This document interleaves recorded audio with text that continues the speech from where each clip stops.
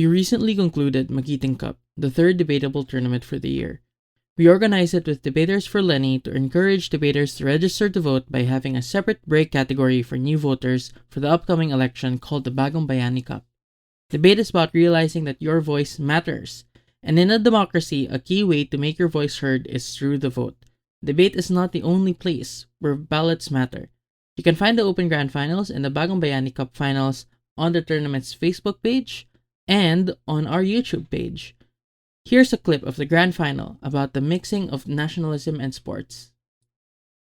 We are arguing that it is unsustainable if individuals tie nationalism with athleticism, because the moment that an athlete differs from the dominant national values of a particular country, that removes them from the support coming from their fellow countrymen. It also is more prone to non-meritocratic assessments, because individuals, no matter what level of skill they have, will be more likely deprioritized just because some people feel like they're not being properly represented by a person who has different values from them, which is not even relevant when it comes to sports. If you like that, go ahead and subscribe to our YouTube channel. We migrated all our previous episodes there, but in the near future, we'll be doing things that will be exclusive to YouTube. We have a great episode for you coming up. Almost everyone in the world is vaguely aware of the consequences of global warming. Environmentalists and scientists have been saying for years that we are nearing the point of no return. And yet, not only do we feel that our efforts have stagnated, you also have people doubling down and denying the gravity of the situation. Worse, some people don't even seem to care. For our next two episodes, we talk about the deniers and the apathetic. In this episode, we'll be talking about deniers specifically. We'll examine some of the popular arguments of climate change skeptics and then go beyond that by looking at the philosophy of science underpinning all of it. In order to do so, we have to occupy the mind of the climate change skeptic, so to speak. So we are going to be doing a little bit of role-playing today, where we think about how to argue for climate change skepticism or denial, and then we're going to rebut it in a lot of meaningful and philosophical ways.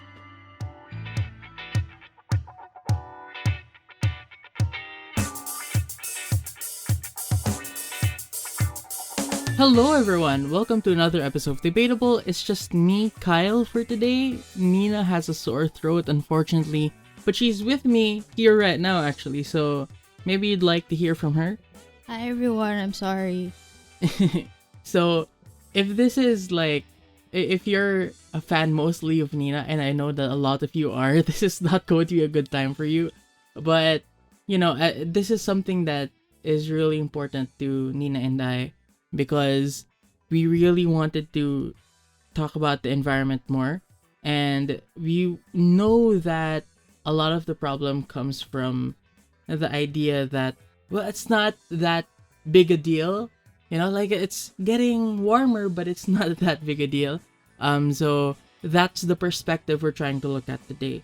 So a couple weeks ago, obviously, the UN Intergovernmental Panel on Climate Change published its 6th report on the status of the climate and of climate science. And when it came out, we briefly talked about it in our matter loading episode. And in that report, it said that there was unequivocal evidence that climate change is real and that it's man-made. And this report isn't just made, to tell people to get moving. It's not just about, what are the facts we've collected up to this point. Really, from our perspective, it seems that a lot of the findings and the way that it was framed in the report was as a means of directly responding to a lot of the arguments of climate change deniers that's based on science, or climate change skeptics if you're being generous to them. Because where a denier might say, we're not sure how much humans have impacted the climate. What accent is that? We're basically, when they say that we're not sure how much humans have impacted the climate, there are so many factors that affect the climate, those kinds of things. There's all propaganda, stuff like that. The report replies, and I quote, "Large-scale indicators of climate change in the atmosphere, ocean, cryosphere, and at the land surface show clear responses to human influence consistent with those expected based on model simulations and physical understanding. And the likely range of human-induced warming in the last decade relative to the 1850s to 1900s is 0.9 degrees Celsius to 1.2 degrees Celsius, whereas the change attributable to nature is negative 0.1 degrees Celsius to positive 0.1 degrees Celsius. So actually, contrary to what climate change deniers or climate change skeptics say, we know for certain that it's man-made, virtually certain that it's man-made, not strictly natural. And while natural causes have changed the climate in the last decade, the change is very, very small compared to the change caused by humans. And if you read the report, they indicate if they're highly confident or medium confident about the truth of a certain claim, but there is one claim, however, where the report didn't say that the panel was highly confident or medium confident or whatever, even that it's likely. They said that it was virtually certain that human-induced greenhouse gas emissions is the main driver of the observed changes in hot and cold extremes. The report also said that the last time global temperatures were comparable to today was 125,000 years ago, but the concentration of atmospheric carbon dioxide is higher than any time in the last 2 million years. So if you see climate change deniers or climate change skeptics saying that the Earth has been this warm before, this is just part of the ebb and flow of the planet, stuff like that, they're partly correct. They're partly correct in the sense that it has been this hot before. They're partly correct in the sense that there are some natural causes, but they miss the more important point, which is that the rate at which things are heating up is unprecedented because of the concentration of greenhouse gases. And that concentration is also likewise unprecedented in our natural history. Climate change is happening faster than was previously understood, and this is also something that the report says. And the likelihood that the global temperature increase can stay within the Paris Agreement goal of within 1.5 degrees Celsius is very slim. If you remember that 1.5 degrees Celsius is already a very big deal, like that is the optimistic goal that we have, but if you go to like 2 degrees Celsius as an increase, that will be disastrous for us. But the IPCC report said that reaching that goal or staying within that goal is very, very slim. Actually, they said extremely slim. So you'll see a lot of claims saying that it takes a long time for these things to happen. That's not really true. It's happening at a very, very fast rate. The Paris Agreements, which gave a time frame where you make plans to increase green technology capacities and everything will start happening like in 2030, it was already criticized for being too short. That time frame was already criticized for being too short.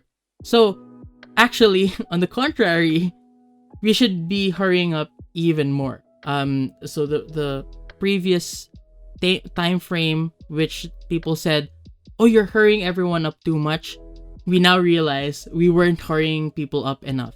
So anyway, the report had 12 chapters, and I said before it was 4,000 pages long. How can something that was like 12 chapters long reach up to more than 4,000 pages? It's because each single chapter is 200 or more pages long. And in each of them, a lot of myths peddled by skeptics are debunked. And it's worth reading even if you don't hope to finish it. Like, I know it's not feasible to just start reading a 4,000 page document and go like, oh, this is just like reading. But if you just like pick it up and read, and sort of, if you're not a STEM kind of person, if you're just going to read it to learn, you can skip a lot of the more science-y stuff that you might not be able to understand, because what's important there are the findings and the level of confidence that scientists have about their findings. So anyway, for me, the first and most important debunking is found in chapter 1, because the first chapter was about climate science in general.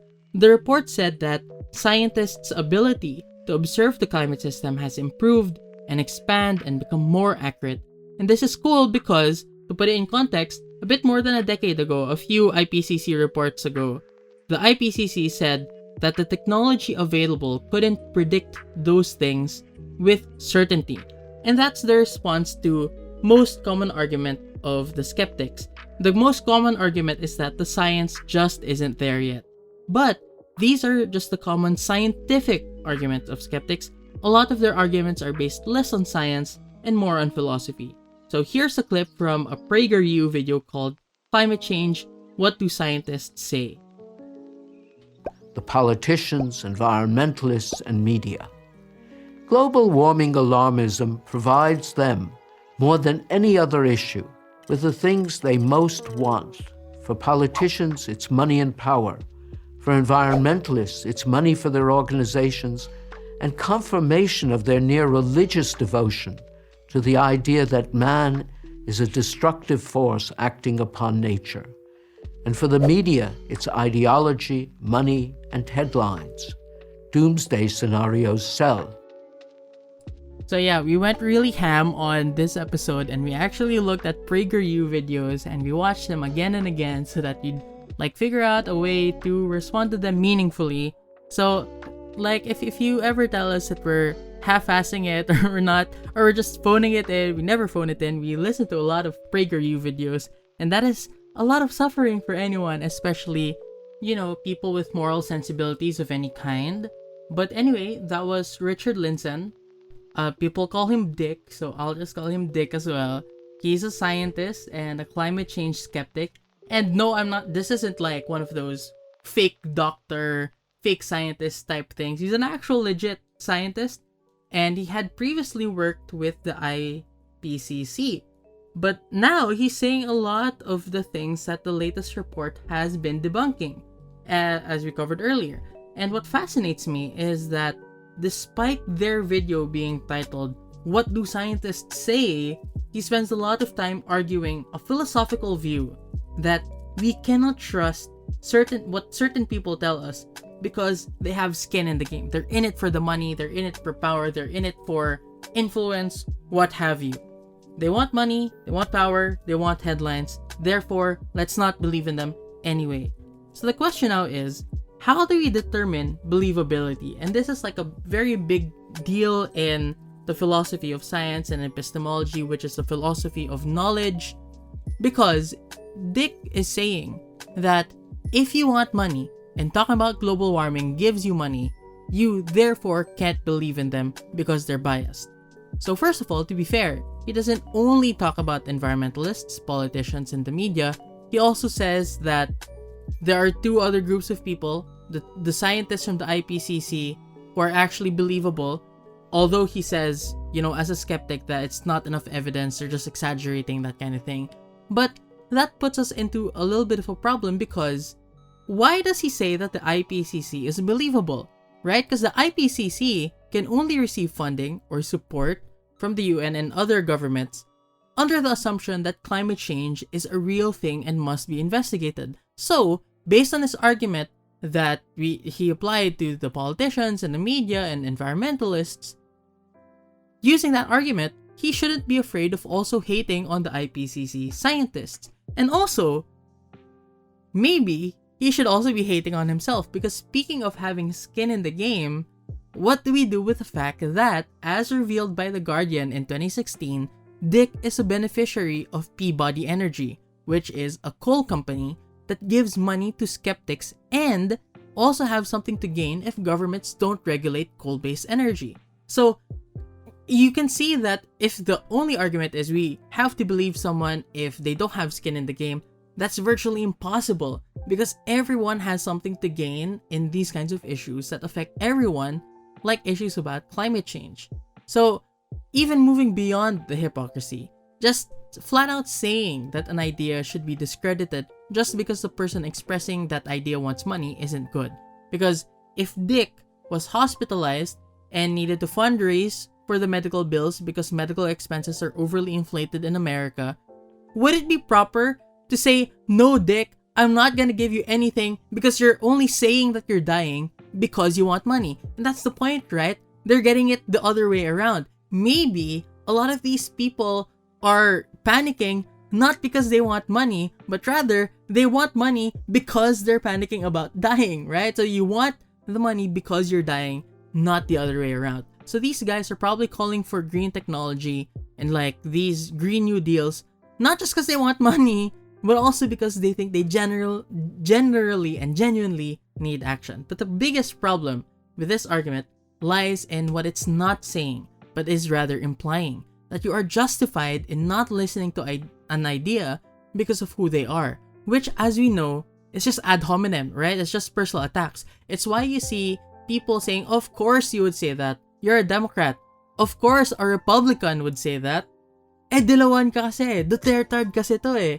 Instead of facing the idea head on, you say something about the other person and use it as a way to end the argument. And like we showed, if you tried hard enough, you can find that everyone has skin in any game, and it allows you to pick and choose which people you want to believe in, which people you don't want to believe in. So really, it's the opposite of being rational. A lot of these skeptics go like, we have to be reasonable, we have to be rational.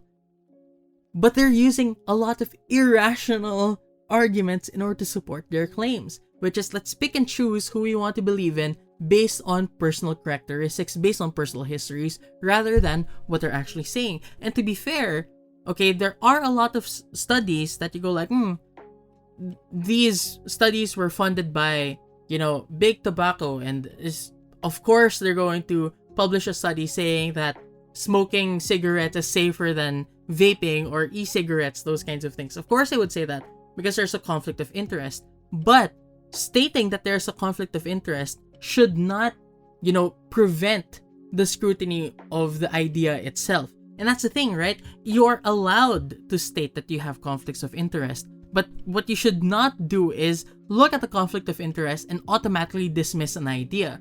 Because a lot of the times, it is precisely because they have that conflict of interest that made them even want to do this research. Because they're so personally affected, and they want to show people how, in what ways they are being affected. So this is, I think, the reason why you have so many articles and a lot of scientific research about climate change. It's because of this. It's because they are personally affected. And that doesn't necessarily mean that it's a bad thing. But also, you can see that they just pick and choose which scientists are reliable and which are fake. So, let's do better than that. Let's do better than PragerU, which admittedly isn't that hard to do. Let's not talk about Dick's PragerU video.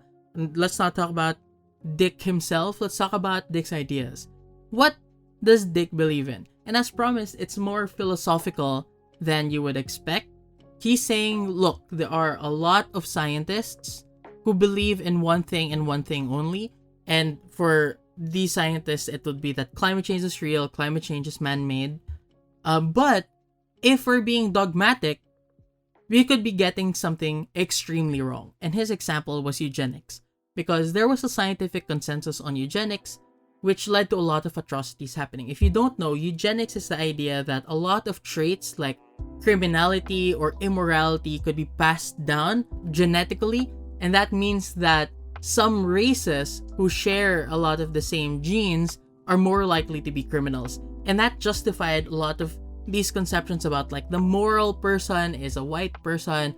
White people are generally smarter compared to black people, those kinds of things. And even worse, it ended up justifying the idea that we should not let people of these minorities have children, those kinds of things. We should control the population of those people, those kinds of people who we deem to be like deficient or defective, these kinds of things. So obviously that's a really bad look. So whenever you have scientific consensus, like the consensus that we used to have for eugenics, that might be something that was very bad because you have the risk of getting it really, really wrong. So there are actually a few ways to deal with this argument. The first is to say that dogma is not necessarily harmful to science. In fact, according to historian of science Thomas Kuhn, some degree of dogma is actually necessary in order to have any progress in a scientific field. So on the contrary, dogma is not antithetical to science. You can argue that science requires a certain level of dogma. So for example, again, Thomas Kuhn, historian of science, noted that when a phenomenon is first discovered, there is some debate about what things can be attributed to this phenomenon or not. So say, magnetism. When it was discovered, Thomas Kuhn said that there were endless debates about what causes magnetism, what magnetism causes in turn. And these debates become so repetitive that the entire field stagnated. And that's not good, because if it just stagnated, we wouldn't have had bullet trains, those good things that we got from magnets. bullet trains, x-rays, medical equipment, those kinds of things. And the only way to stop that was to have a certain kind of dogma that says, okay, this is what magnetism is, this is what electromagnetism is, this is what gravity is, okay? And it's only because you have these dogma that you build everything on top of that, and you have this really flourishing field of science. But now you might ask, okay, that's good, but what about dogma that is harmful, like eugenics? How did we manage to move away from that? Kuhn actually has an answer to that too. He says that these dogma are actually called paradigms, and usually everything that you can observe in reality can fit neatly into a particular paradigm. So for example, for a really long time, all of our observations about the universe were actually consistent with the idea that the Earth was the center of the universe. And also a lot of, actually all of our observations about the universe was consistent with the idea that the Earth was flat. And it was only until the ancient Greeks measured the distance of shadows at the same time that preconception was shattered. But the idea that the Earth was the center of the universe was still there. It was only when we found that Mercury did a retrograde, it freaked everyone out, because that completely shattered all our preconceived notions about the nature of the Earth. Because retrograde, astrologists talk about this all the time, retrograde, when Mercury is in retrograde or something. What happens is that instead of following a simple path through the sky from night to night, what it does is it loops, it makes a little loop, and then it continues. And that freaked everyone out at the time, because everyone was looking at the sky and saying that the only way for stars and different planets to move is in that straight path, because again, all of these things were revolving around us, around the Earth. So the fact that you had a retrograde, a loop-de-loop, that could only mean that we are moving along with it around an axis, creates that loop-de-loop effect. So the discovery of the retrograde caused a crisis, because it only got resolved because of a scientific revolution known as heliocentrism. So eugenics, being widely debunked, is also a result of scientific revolution. It had a dogma, which is that things like criminality, morality can be passed down, especially within a certain race, but all of that fell apart because there were lots of evidence that said those traits were results not of genetics, but of interactions between the self and the environment. So the paradigm just could not accommodate these things. It could not accommodate this new data. So the paradigm shattered completely, and a new paradigm took its place. One where you can account for genetic and non-genetic factors with regard to criminality and morality, whatever that means. So Dick is arguing that we should enter into a scientific revolution by opposing dogma. But this argument doesn't work unless you have evidence that no matter what, you cannot fit within the current paradigm. This is the only time when, challenging that dogma might be valuable, when you have evidence that doesn't fit the paradigm. But since there isn't yet, and Dick and the skeptics don't point to any evidence that would spur a scientific crisis, we don't necessarily need a scientific revolution. We don't necessarily need the contrarianism that he wants to make. In fact, what we do see is the opposite. The new evidence points directly to the truth of the paradigm. So it's really just funny to me that he goes oh, people are exaggerating. This is just climate change alarmism. And then he says that as buildings are crashing down around him, places are catching on fire, stuff like that. It was actually quite hilarious. But also, if you think about it, the argument itself is also quite problematic, because the consensus right now, if we're talking about eugenics, the consensus right now is against eugenics. But using Dick's very own argument, it's being used by the intellectual dark web to justify why we should revisit these old ideas that people's personalities and other characteristics are affected by race. So you have people like Richard Dawkins, and people who are associated with Richard Dawkins, who is an evolutionary biologist, and he was one of the proponents of new atheism. But Richard Dawkins right now is being criticized for reiterating a lot of racist dog whistles that are very reminiscent of the eugenics era. The idea that, again, a lot of the things you see from people are passed down from their ancestors, including personality traits, including tendencies towards violence, feeble-mindedness or dumbness, those kinds of things. A lot of them actually say that it's true that on average, black people are just dumber than white people, even though that was already debunked by scientists in the past. So actually, ironically, that argument that is bringing up the same dangerous idea that Dick himself was decrying. But secondly, you can also say that that's not actually the point of scientific discussion, like philosophically speaking. The point of scientific discussion is to arrive at a certain conclusion of fact. So if you're just constantly valuing contrarians, just because you don't want dogma in your science, you're forcing the field to move ever backward, ever like, let's go back, let's challenge the debates that we've had, let's challenge everything just because dogma, just because consensus is necessarily harmful. And we've already had these discussions, right, about whether climate change was real, whether eugenics was bad, those kinds of things. So why do you want to go back to it? And if we do debate them again, right, we run into the same problem. We can't trust the debate that we just had. We can't trust anything because of this self-perpetuating argument that always says that contrarianism is necessarily a good thing. But also, it's hypocritical. This is the third level of response. If you're counting, this is the third or fourth. It's hypocritical because Dick wants contrarianism to be accepted.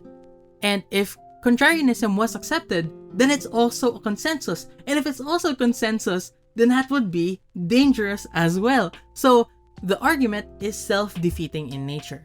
But at the same time, and kind of weirdly, but also interestingly, not only is it self-defeating, it's also self-reinforcing and impossible to rebut. Because his argument says that the more scientists approach a consensus with more evidence, the more dangerous it gets.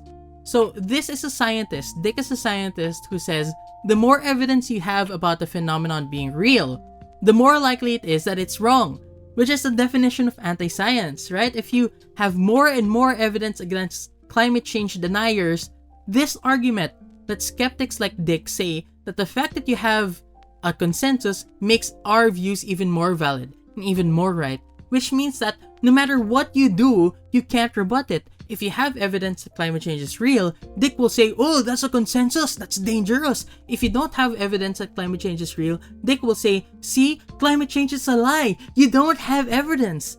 And that's what Karl Popper literally calls a pseudoscience. So what is a pseudoscience? Because you say that it's often about astrology or whatever, but I think the most important question here is what makes something scientific versus pseudoscientific. And Karl Popper says that what differentiates pseudoscience from science is falsifiability. You can find a lot of science methods in astrology. To be fair to astrologists, okay? There are a lot of, parts of the scientific method that are being replicated there.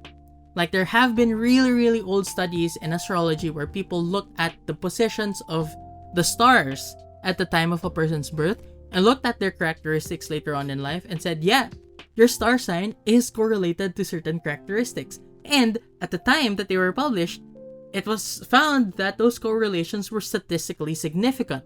And, even though those studies have been debunked since then, during Popper's time, it was valid, it seemed to be valid. So why do people still think that astrology is pseudoscience? And Karl Popper says that it's not really about the statistical, significance of your findings or your correlations or anything like that, but it's the possibility that it could ever be falsified. So astrology for Popper is generally unfalsifiable. There is no way to rebut the existence of astrology. Why?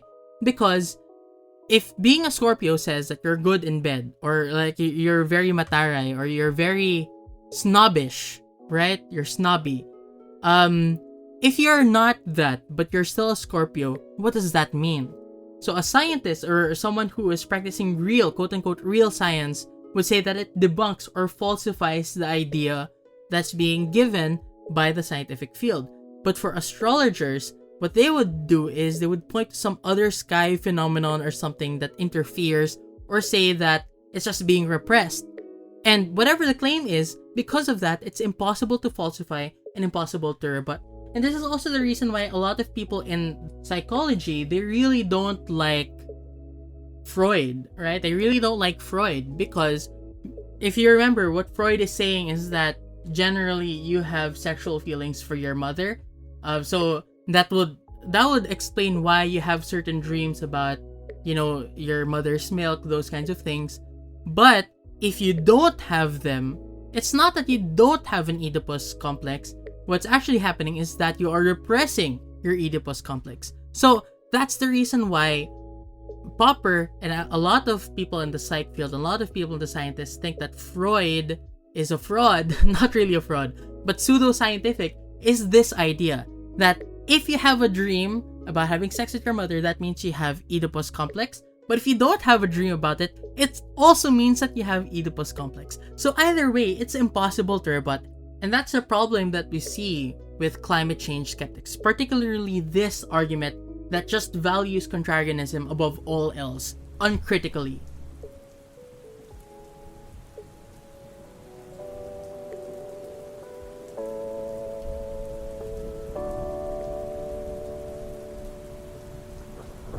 It's getting late. Maybe it's time for a bedtime story. Once upon a time, two explorers came upon a clearing in the jungle where a lot of flowers grew. The two explorers got into an argument about whether the clearing was being tended to by a gardener. So, they decided to watch and observe. Nobody arrived to tend to the garden, not even after a long while of watching. The explorer who didn't believe that the gardener existed said, "See? There is no gardener." And to this, the believer replied, "The gardener might be invisible." So the two explorers set up traps for the invisible gardener. They set up an electric fence so that they could make the invisible gardener scream. They brought dogs to smell out the gardener and used infrared goggles to see if this invisible gardener had body heat. Again, nobody arrived. But despite this, the believer did not budge. Maybe the gardener is not just invisible, but also intangible and cannot feel pain, with no heat and can't make a sound, and also has no smell. And his friend finally gives up and starts packing. When the believer asked him why his friend didn't want to rebut him anymore, he replied, "Because there's nothing left to rebut. There is no difference between an invisible, intangible, eternally elusive gardener from an imaginary gardener, or from no gardener at all."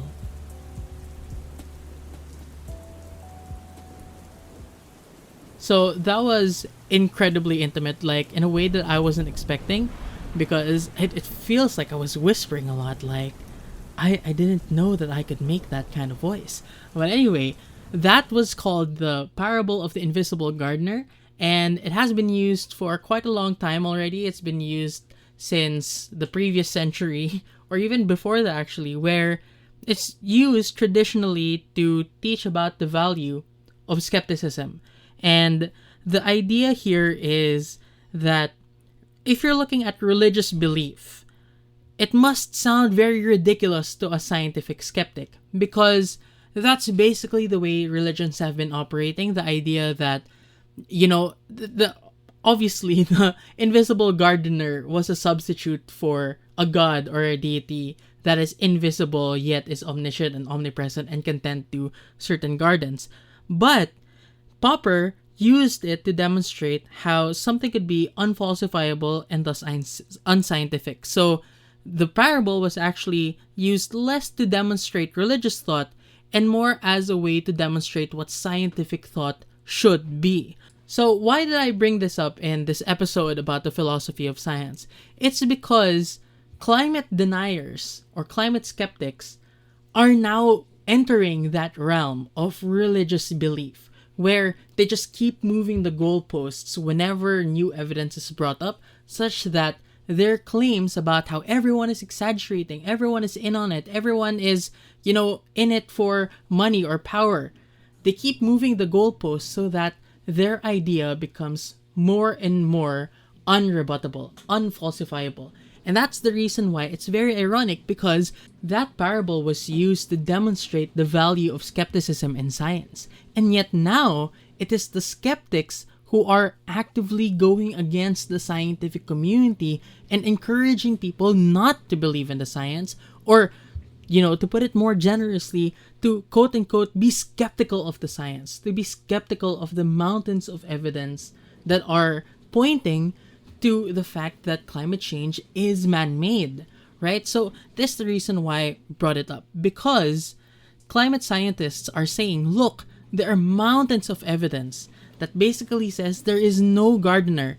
The believer just dismisses the evidence and says, well, it's dangerous to believe dogma like scientific evidence because I'm a skeptic. So you can see the believer and the skeptic's roles have been switched completely. And this also means, again, climate change deniers tend to feel an almost religious attachment to the idea that it's not as bad as people say it is, that people are just alarmist.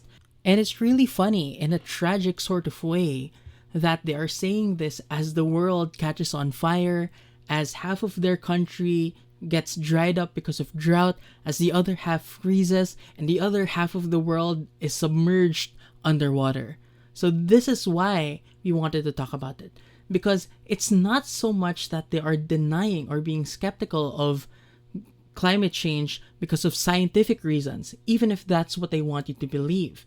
It's because of a religious philosophy that does not let them let go of this skepticism. The idea that as long as there is a consensus, we must challenge it. We must always be contrarian, even if there are mountains of evidence that say that we should not be contrarian. And that's what's so dangerous here. What is being peddled is, if you believe in us, you are a free thinker. You are not afraid to go against the grain. You're not afraid to go against what propagandists are trying to make you believe.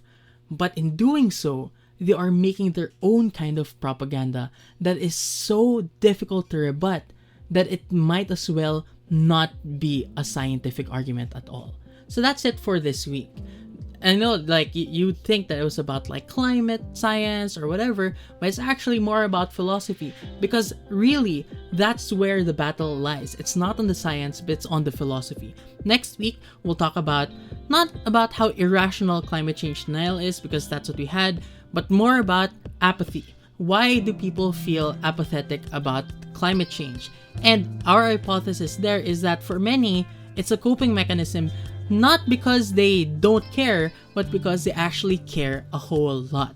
If this was the philosophy episode, next week we'll talk about psychology. So that's it for this episode. I'm sorry again that Nina, we are sorry that Nina had sore throat. It really wasn't something that we accounted for, but I just couldn't let Nina, talk for half an hour with me while she's suffering. So I'm sorry, but like, that is the trade-off that I'm willing to accept. So that's it. We'll see you next week. Bye.